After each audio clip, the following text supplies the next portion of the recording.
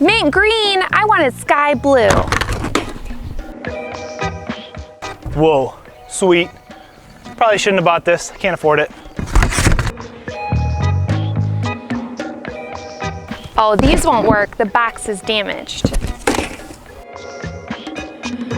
Did that hurt to watch? Well, what if we told you that Amazon does this with a lot of their returns? In this video, we're gonna talk about the big return problem that Amazon has and what they do with a lot of their different packages.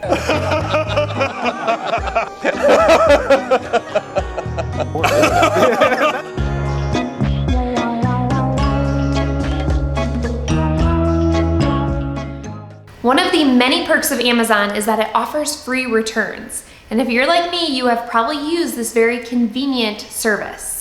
It's super easy to do. You can usually bring it into a Kohl's or a Whole Foods. You don't need to have return packaging. They do it all for you. It's so easy. And I imagine that I'm sending back my product and they're putting it neatly back on the shelf for someone else to buy. But that would actually be very expensive for Amazon to do. They would have to hire someone to look at your product, make sure it's not broken, make sure it's the right product, send it back to the right distribution center, and put it back on the shelf. So instead, Amazon has a few different options that they do with their returns that we're gonna explain. One thing that Amazon does with a lot of their returns is actually liquidate them to resellers. So what they will do is they will put all these returns on a giant semi-truck and about 26 to 30 pallets. They will then sell that truckload to a liquidator, and then resellers, like people who want to just make some extra side cash, will buy individual pallets and then list those items on eBay and Facebook Marketplace and other things in order to make a profit. So this is something we have actually done, where we have bought a single pallet off of a truck for around $600 or so. You find out it's usually a mystery pallet. You kind of go through it, you find these random items, and then you can sell those items for a profit on eBay or Marketplace, things like that. So if you're interested in seeing what is on an Amazon pallet, it's so crazy. We'll link some videos below. It's really interesting.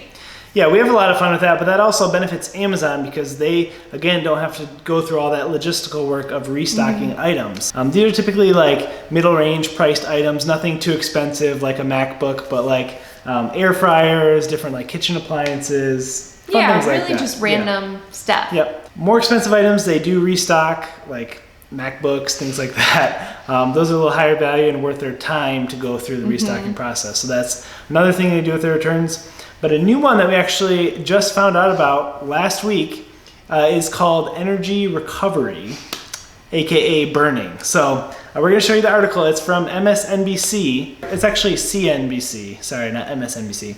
We're going to link the article below if you want to read it. But energy recovery often means it's burned. In the words of the EPA, it's the conversion of non-recyclable waste materials into usable heat, electricity, or fuel through a variety of processes. Basically, if you think about like to create electricity, they burn coal. It would be like burning boxes, books, whatever they can burn in order to create energy. So it's pretty interesting, but they would rather do that than restock the items. So the article actually talks about someone returning a book that was slightly damaged. And the employee had to enter this into the system, and no matter what this employee did, the system would tell it to destroy the book. Destroy meaning burn it. So pretty sad. So I think it's just really interesting because our culture is so used to like instant gratification, like get it to me now. And if you can't get it to me in 2 hours, get it to me in 24 hours. You know, and even if I don't really need this product, I'm gonna just look at it and see if I like it, and then maybe I'll return it. Like, and it's so easy to return. So the whole process is just so easy to like fall into and get sucked into. So I definitely think that we all should start thinking twice before we just buy stuff to see what it is and then know that you can return it so easily, because it might honestly be just being burned or thrown in the trash somewhere. Yeah, some of the stats I gave in the article are actually staggering about all the landfill waste. So I'm pulling up the article again because it had this really interesting stat. It said that there is 6 billion pounds of landfill waste generated each year from returns. And that doesn't just include Amazon, that's everything, but still that is like an enormous amount of waste just for the convenience, you know? So if you have followed our channel at all, you know that we like fixing old things up. We're sitting in our fixer-upper house right now, and we've done furniture flips, and there's just something about fixing up something that's old and restoring it that we really enjoy. So I think it's an important point to make that we're not like super against Jeff Bezos or, you know, Amazon specifically, because this is more of a cultural thing that's happening. It's not just Amazon that's doing this. It's that whole culture of convenience that Sarah was talking about and consumerism. So if you're looking to maybe fight against that, or you don't like this news, what could they do to do something about it? So a few things we have found helpful is just to think twice before you buy. Make sure that you actually want the product, that you've read the reviews, and that you really think that you want it. Not that it's just easy to return if you don't like it. Definitely thrift if you're into that. I know I am. Love finding old treasures.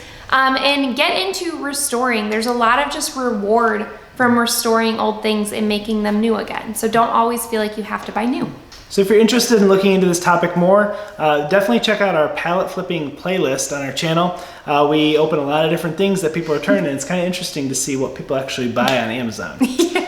And also stay updated with our current project, which is our renovation of our stately Tudor house. That is something we're super excited about and putting our whole hearts into. So thanks for watching, guys. See you next time. Bye. Bye.